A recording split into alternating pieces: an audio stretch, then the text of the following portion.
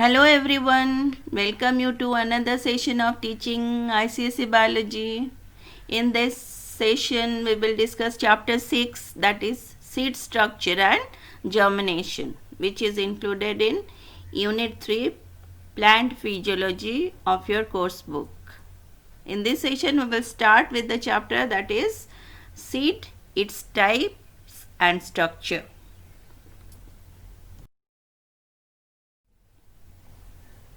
Let us know first what is a seed.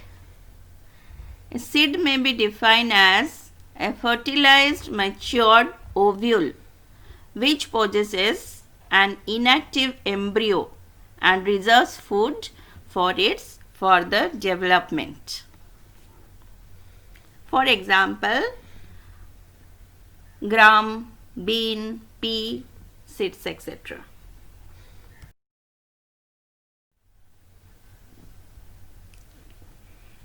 A seed contains an embryo which develops into a new plant. So the life of a plant begins with a seed. A seed develops from an ovule after fertilization.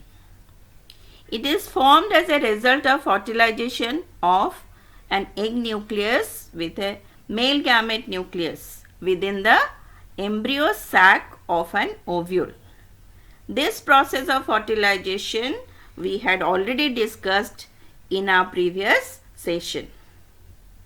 There may be development of many seeds as there are many ovules in a flower. But generally all ovules do not result in formation of seed. The embryo remains in an inactive or dormant state until it is exposed to favorable conditions like water, air or oxygen, temperature, etc. The seed contains food material in the form of cotyledon or endosperm for the nourishment of the embryo during the germination. Germination is the process of growth of a baby plant from a seed. The embryo can withstand unfavorable conditions of temperature, drought, etc. Some seeds can remain inactive even up to 100 years or more.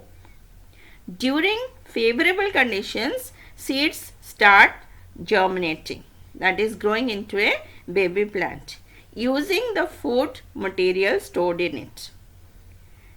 To understand the process of germination, it is necessary to know the structure of a seed. But before discussing the structure of a seed, we will discuss two more terms which are associated with seeds. One is fruit and other one is grain.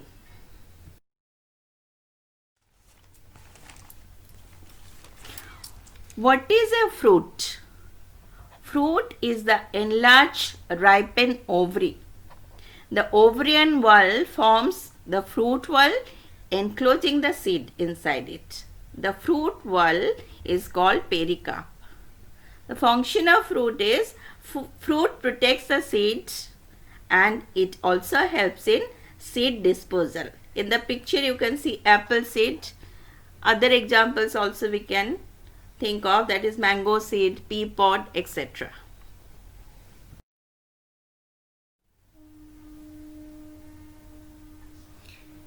Grain is actually a fruit in which the fruit wall or pericarp and the seed coat, that is the outermost covering of the seed, these two are fused together.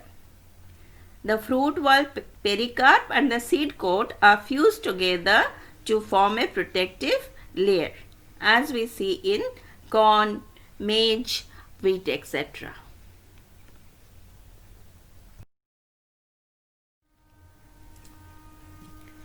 Now we will discuss about different types of seeds.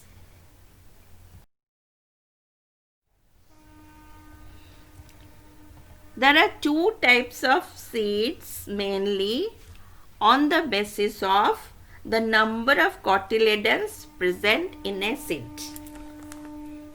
that is monocotyledonous seed and dicotyledonous seed. That means if one cotyledon is present, the seed is called monocot or monocotyledonous seed. If two cotyledons are present, the seed is called dicotyledonous seed or dicot seed. Again, they could be divided into subgroups on the basis of presence or absence of endosperm. If endosperm is present in monocot seed, it is called monocotyledonous albuminous seed or endospermic seed. If endosperm is absent in monocot seed, it is called monocotyledonous exalbuminous seed or monocotyledonous non-endospermic seed. Similarly, in dicot seed also, if endosperm is present, it is called dicotyledonous albuminous seed. And if endosperm is absent, it is called dicotyledonous exalbuminous seed.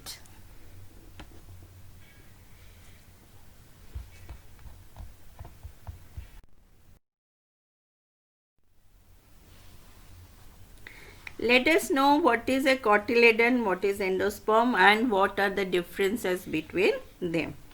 Cotyledon is a part of the seed that possesses young plant organs, that is embryonic leaves. A flowering plant is characterized by the number of cotyledons present in it. Cotyledons are photosynthetic in nature. In seedlings or baby plants, they can help in production of food and make sure that necessary nutrients from the sun is sent to the rest part of the plant until true leaves come out. Cotyledon is present in each seed, maybe one or two. Cotyledon becomes the first leaf or first two leaves in dicot plant, first one leaf in monocot plant of the seedling after germination.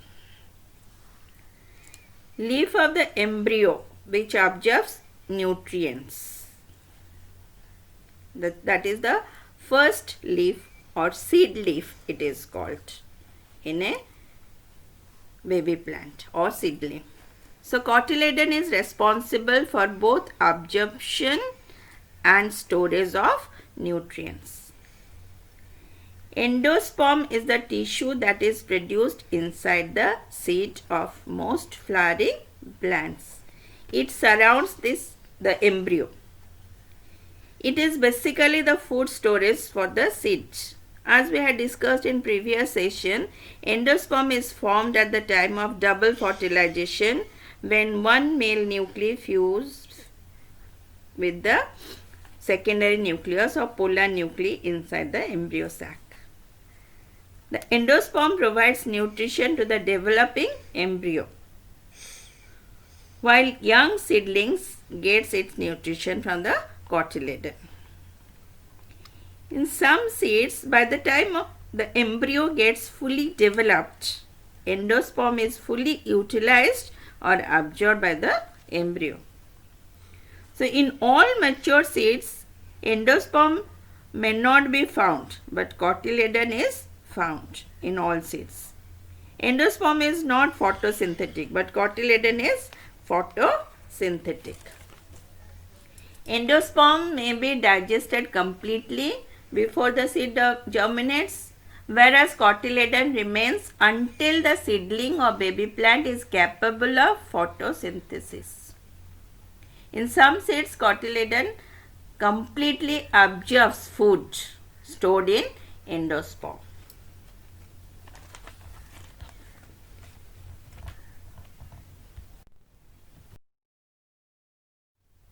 As I have told you before, seeds can be categorized into two groups on the basis of the number of cotyledons present.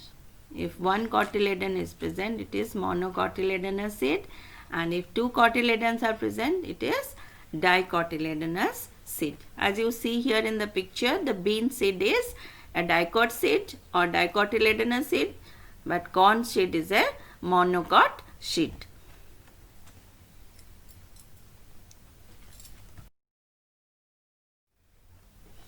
Monocot seeds again could be categorized into two categories, that is monocot albuminous seed and monocot exalbuminous seed. As you see in the picture, if it has one cotyledon, so it is monocot, but a large endosperm is present. If a large endosperm is present, that is called monocotyledonous albuminous seed. For example, maize, grass, etc. If in monocot seed endosperm is absent, in this picture you see only a large cotyledon is there. There is no sign of endosperm. So this is called monocotyledonous exalbuminous seed. Examples are lentil, orchid, etc.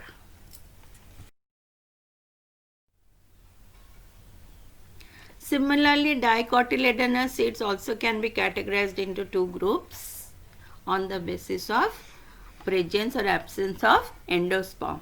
If a dicot seed has endosperm, it is called dicotyledonous albuminous seed.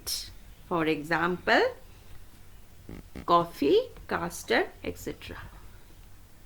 And if endosperm is absent in a dicot seed, it is called dicotyledonous exalbuminous seed. For example, gram, pea, etc. These are the different categories of seeds.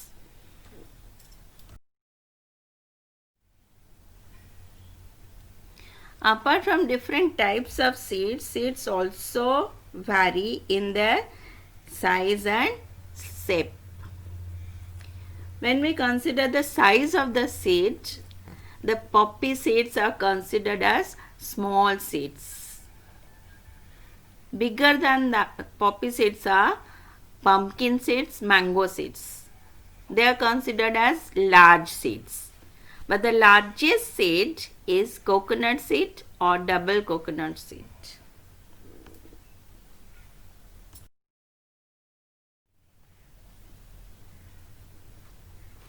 Though the seeds of different plants may vary in size, shape and structure, but their basic structure is similar.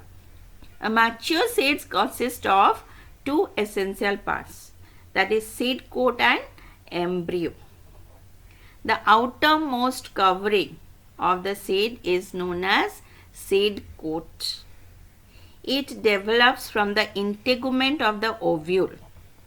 The seed coat is differentiated into two layers, outer testa and inner tegmen. A scar called hilum represents the point of attachment of the seed to its stalk. At this point, the seed also breaks from the seed stalk.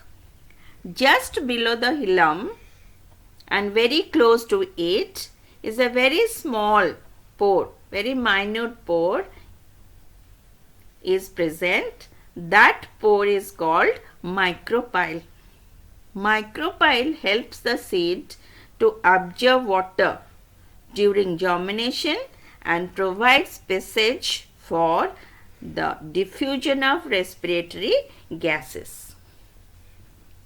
The other essential part is embryo. The embryo is defined as the young or miniature plant enclosed within the seed coat. It develops from fertilized egg. The embryo of a mature seed consists of 5 distinct parts. They are cotyledon, plumule, epicotyl, hypocotyl and radicle.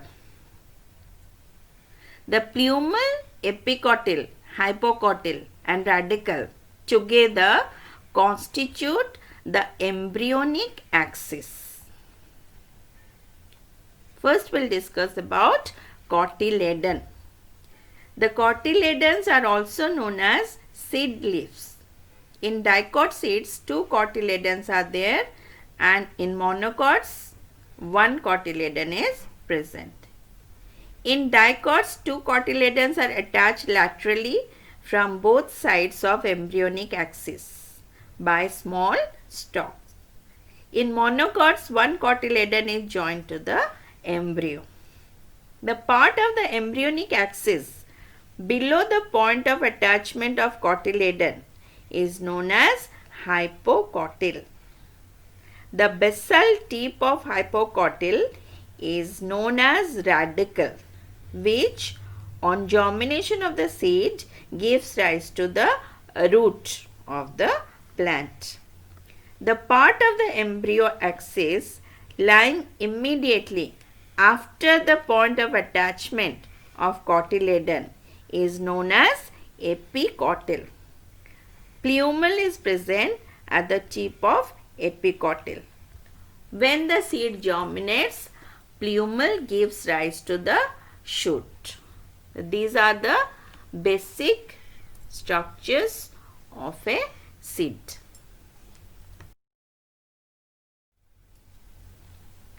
According to your chapter, we will discuss the structure of bean seed and maize grain in detail. So let us take first bean seed. There are different types of bean seeds like broad bean, lima bean, French bean, etc. But the general structure of all those seeds are same. Bean seed is kidney shaped with a convex and a concave side. Bean seed is generally deep red or brown in color and enclosed in a thick, hard, brownish seed coat called testa. It protects the delicate inner parts of the seed from injury and attack of bacteria, fungi and insects. Inside the testa, there is another thin transparent membranous covering which is called tegmen. It is also protective in nature. Testa and tegmen are fused together to provide protection to the embryo. On the concave side of the seed, there is a distinct whitish oval scar. It is the point at which the seed was attached to the pod with the help of a stalk called funicle. This scar is called hilum. Very close to the hilum, at one end of it, there is a small opening or pore which is called micropyle. It marks the opening through which the pollen tube has entered the ovule. It is also present in the seed. The micropyle serves two functions. When the seed comes in contact with water, it absorbs water through the micropyle and makes it available for germination. It also serves as a passage for diffusion of respiratory gases for the growing embryo. When the seed coat is peeled off, a white fleshy body is seen. It consists of two fleshy cotyledons which store food and a short axis to which cotyledon remain attached. On carefully separating the two cotyledons, the tiny embryo can easily be seen attached to the cotyledons. The axis or embryo axis consists of two parts. The bottom part is the radicle which gives rise to the root system, and the top part is the plumule which later forms the shoot system. The part of the axis below the point of attachment of cotyledon is called hypocotyl, and that lying above the point of attachment is called epicotyl. The type of germination can be decided by the elongation of epicotyl or hypocotyl. Bean seed is an example of non-endospermic dicot seed.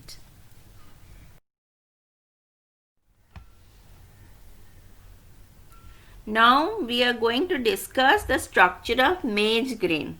Maize is monocot and endospermic in nature. Maize is a one-stadied fruit in which the fruit wall or pericarp is fused with the seed coat, and such a fruit is called grain. It is somewhat triangular in shape. At the pointed lower end, there is a small whitish oval area which contains the embryo. Upper part shows a large yellowish area which marks the position of large endosperm, and this endosperm is rich in starch. The seed coat is not distinct as it is fused with the fruit wall. So the micropyle and hilum are also not visible. The internal structure can be studied in a longitudinal section, which you can see in the picture. The picture shows two distinct regions, the endosperm and embryo. The endosperm is surrounded by a special one-shelled thick layer called aleurone layer, which is rich in protein. The embryo is in the low part of the seed. It consists of an embryonic axis on which there is a massive cotyledon called scutellum. Here the cotyledon is called scutellum. The scutellum does not contain food, and its function is to absorb food from endosperm and transfer it to the growing part of the embryo. The embryo has two main parts, that is radicle and plumule. The plumule is towards the upper broader side of the embryonic region and is enclosed in a protective sheath called coleoptile. The plumule consists of growing tip of the shoot along with a few embryonic leaves. The radicle lies at the base of the grain. It is also covered with a protective sheath that is called coleorhiza. These are the different parts of maize seed.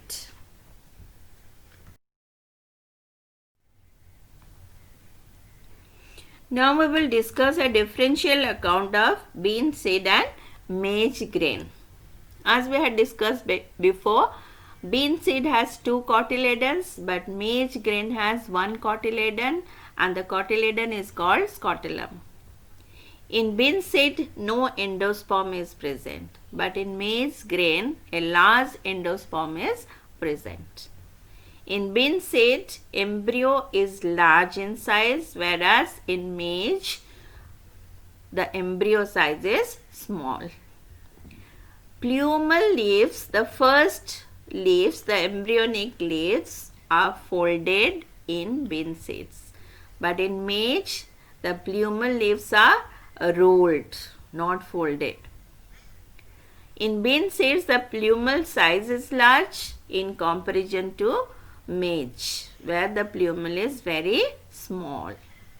In bean seed, hilum and micropyle are visible, but in maize grain, hilum and micropyle are not visible. In bean seed, the seeds are separately contained in a fruit that is called pod. But in maize grain, the seed wall and the fruit wall fused to form a single grain with no separate seed. This is all about the types and structure of seeds. In the next session, we will discuss about seed germination. Thank you.